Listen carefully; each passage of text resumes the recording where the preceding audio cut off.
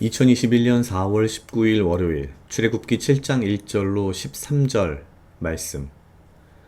여호와께서 모세에게 이르시되 볼지어다 내가 너로 바로에게 신이 되게 하였은즉 내 형 아론은 내 대언자가 되리니 내가 내게 명한 바를 너는 내 형 아론에게 말하고 그는 바로에게 말하여 그로 이스라엘 자손을 그 땅에서 보내게 할지니라. 내가 바로의 마음을 강팍해 하고 나의 표징과 나의 이적을 애굽 땅에 많이 행하리라마는 바로가 너희를 듣지 아니할 터인즉 내가 내 손을 애굽에 더하여 여러 큰 재앙을 내리고 내 군대 내 백성 이스라엘 자손을 그 땅에서 인도하여 낼지라.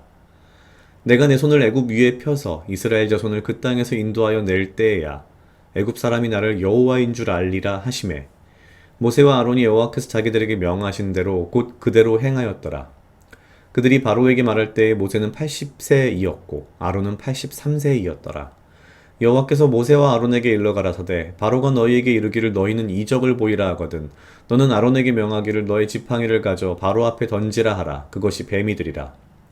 모세와 아론이 바로에게 가서 여호와의 명하신 대로 행하여 아론이 바로와 그 신하 앞에 지팡이를 던졌더니 뱀이 된지라. 바로도 박사와 박수를 부르매 그 애굽 술객들도 그 술법으로 그와 같이 행하되 각 사람이 지팡이를 던짐에 뱀이 되었으나 아론의 지팡이가 그들의 지팡이를 삼키니라. 그러나 바로의 마음이 강팍하여 그들을 듣지 아니하니 여호와의 말씀과 같더라. 아멘. 오늘은 출애굽기 7장 1절로 13절 말씀입니다. 결국 모세는 아론과 함께 하나님의 명령대로 이 바로에게 갑니다.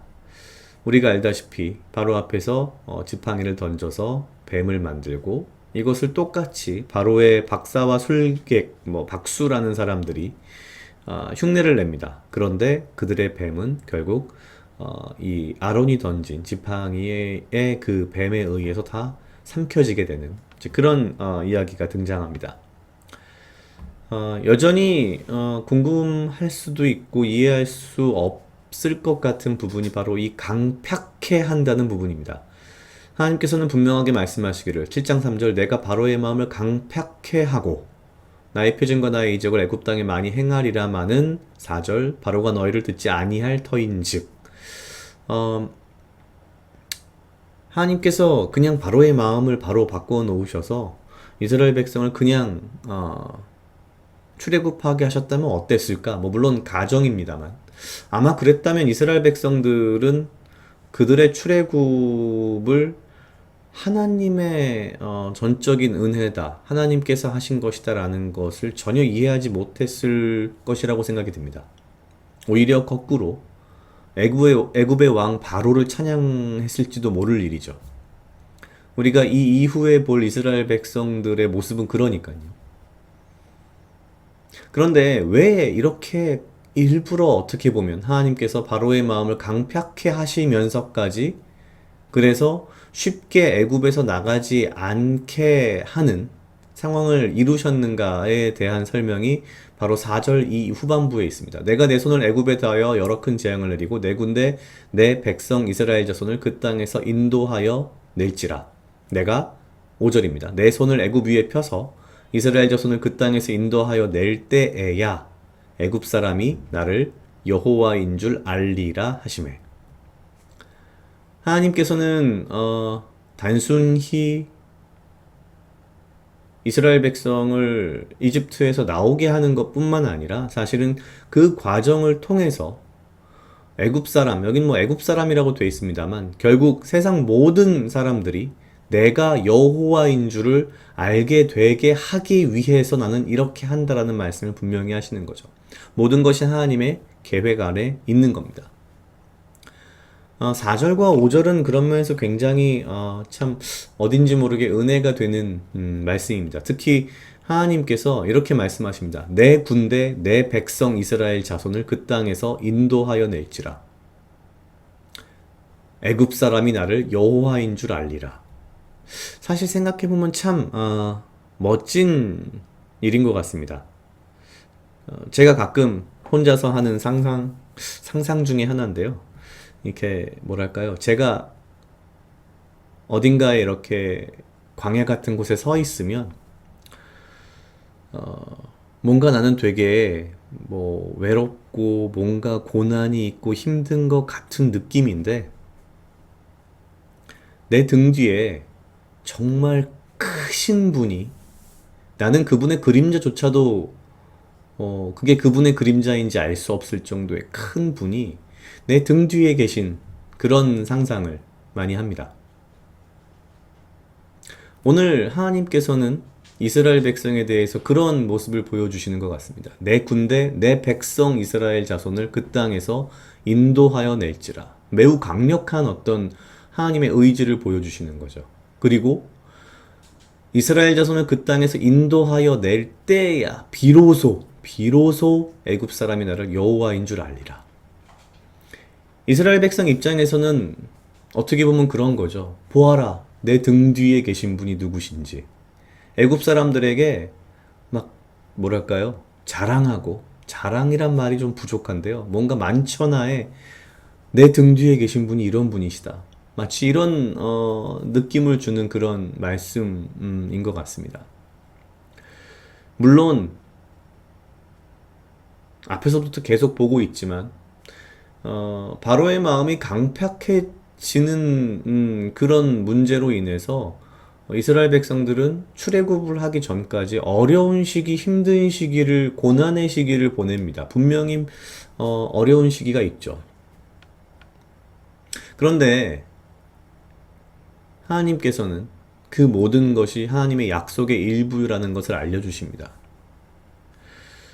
어, 항상 뭐 모든 일이 제가 생각하거나 제가 마음먹은 대로 되지는 않습니다. 언제나. 사실 쭉 그런 부분들이 있죠. 하지만 언제나 제가 믿는 것은 무언가 이 모든 어떤 어려움, 어떤 고난, 어떤 해결해야 할 문제들 안에는 사실 나 혼자 있는 것이 아니라 하나님께서 나를 위해서 계획하시고 예비하신 큰 그림이 있다라는 이스라엘 백성을 그냥 뚝 떼서 가나안으로 옮기셔도 됐을 하나님께서 그러고도 남으실 만한 능력이 있으신 하나님께서 굳이 모세와 아론을 사용하시며 바로의 마음을 강팍해 하시면서까지 번거롭게 출애굽을 시키는 이 과정이 사실은 모두 다 하나님의 큰 그림 안에 있었던 것이고 이스라엘 백성에게는 그것이 그 자체가 은혜인 제 삶도 어찌 보면 그런 것 같습니다. 그래서 내 군대, 내 백성 이스라엘 자손을 그 땅에서 인도하여 낼지라라는 이 말씀이 내 군대, 내 백성, 나라는 사람을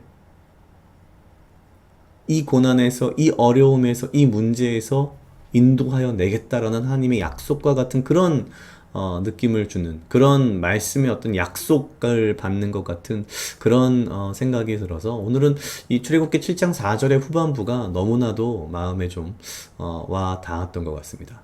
각자 약 2분 정도 묵상하시겠습니다.